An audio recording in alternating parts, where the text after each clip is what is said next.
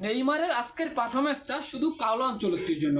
So কাওলো আনচেলত্তিকে আমি একটা কথা বলতে চাই যে নেইমারকে নিয়ে কোনো তালবাহানা আর চলবে না। ব্রাজিলের স্কোয়াডে নেইমারকে লাগবে এবং নেইমারকে নিয়ে আর কোনো এক্সকিউজ নেইমার ফ্যানরা ব্রাজিল ফ্যানরা শুনতে চায় না। নেইমারকে নিয়ে কোনো এক্সকিউজ নেইমার ফ্যানরা শুনতে চায় না। আজকে নেইমার যে ধরনের পারফরমেন্সটা করছে এতে নেইমারের থেকে বেটার বা নেইমারের থেকে এরকম আরো ভালো পারফরমেন্স করবে এরকম কোনো প্লেয়ার ব্রাজিল দলে নাই। সো কার্লো আনচেলত্তি নেইমারকে যেইভাবে চায় বা কার্লো আনচেলত্তি যেরকম ফিটনেস নেইমারের চায় বিশ্বকাপে নেইমারকে রাখার জন্য, তো নেইমারের আজকে ওই ধরনের নেইমার কিন্তু পারফরমেন্স করছে এবং বিশেষ করে আজকে নেইমার কিন্তু অনেকগুলো ফাউলের শিকার হয়েছে। নয়তো নেইমার আরো ভালো পারফরমেন্স করতে পারতো। তাও নেইমার রেটিং ছিল 8.8। তার থেকেও বড় কথা নেইমার একটা গোল করেছে আর একটা গোল করতে পারতো। তো নেইমারের একটু মিস্টেকের কারণে ওই গোলটা হয় নাই।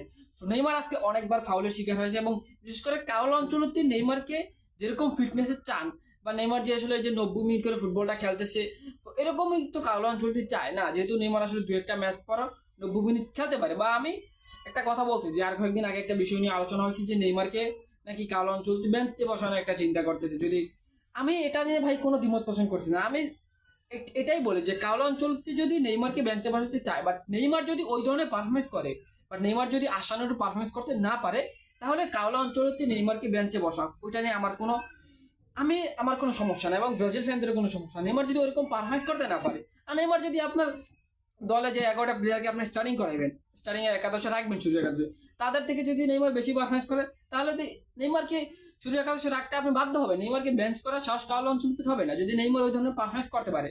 তো আজকে নেইমারের পারফরমেন্সটা দেখে আমরা ওই বিষয়টা ক্লিয়ার হয়ে গেছি যে কার্লো আনচেলত্তি বিশ্বকাপের স্কোয়াডে নেইমারকে রাখার জন্য যেরকম ফিটনেস চান নেইমার ওরকম ফিটনেস আছে।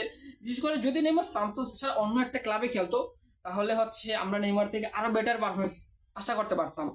সো এখন সবচেয়ে গুরুত্বপূর্ণ যেটা বিষয়, নেইমার আজকে একটা গোল করেছে। গোলের থেকেও বেশি গুরুত্বপূর্ণ যে নেইমারের গোলটা কিন্তু আজকে দুর্দান্ত একটা গোল করেছে নেইমার জন্য। জাস্ট ওয়ান টাচ একটা বল আসলে নেইমার জন্য গোল করছে। So as a Carlo Ancelotti নেইমারকে যেরকম চান নেইমার ওরকম পারফরমেন্স করছে। তো নেইমারকে বিশ্বকাপের স্কোয়াডে লাগবে এবং নেইমারকে নিয়ে কোনো এক্সকিউজ আর আমরা শুনতে চাই না। এবং কার্লো আনচেলত্তি এবং নেইমারের ভিতরে যে কথাগুলো হয়েছে যে নেইমারকে নাকি বেঞ্চ করতে চায়, আমার মনে হয় না যে এই ধরনের বিষয় আসলে ওরকমটা কিছু হবে। কারণ নেইমার যদি আসলে বেটার পারফরমেন্স করতে পারে তাহলে নেইমারকে বেঞ্চ করার সাহস কখনো কার্লো আনচেলত্তির হবে না। কারণ আপনি যদি দেখেন যে কার্লো আনচেলত্তি 11টা প্লেয়ার নিয়ে মাঠে নামবে, তাদের থেকে যদি বেশি নেইমার পারফরমেন্স করে তাহলে কি কার্লো কখনো নেইমারকে বেঞ্চে রাখবেন? এইসব বিষয় নিয়ে হুদাই টেনশন করে লাভ নাই। নেইমার স্কোয়াডে থাকবে এটা 100% শিওর, আপনি ধরে নিতে পারেন। আমি জানি না অনেকে অনেক কিছু বলে বাট আমি সবসময় বলি নেইমার ব্রাজিলের স্কোয়াডে থাকবে, যেহেতু আপনার রদ্রিগো এস্তেবাও নাই যাদেরকে কার্লো আনচেলত্তির ট্রাম কার্ড হিসেবে ব্যবহার করবে। সো এখন নেইমার দেখি কার্লো আনচেলত্তি আসতেই হবে, বাধ্য হয়। সো ভিনিসিয়াস এবং নেইমারকে কেন্দ্র করে কালো বিশ্বকাপের স্পট সাজাইবেন। সো আজকে নেইমারের পারফরমেন্সটা এই জন্য কথা বললাম যে নেইমারের পারফরমেন্স নিয়ে কোনো সন্দেহ নাই, নেইমার বিশ্বকাপে যাচ্ছে এবং নেইমারকে বিশ্বকাপের স্কোয়াডে লাগবে। সো এতটুকুই ছিল আজকের video. So Don Carlo Ancelotti নেইমারকে ছাড়া কখনো স্কোয়াড ঘোষণা করে না, তাহলে আপনার অবস্থা পুরাই খারাপ হয়ে যাবে। সো নেইমার ব্রাজিলের স্কোয়াডে থাকবে বিশ্বকাপে, এটা আপনি নিশ্চিত থাকতে পারেন।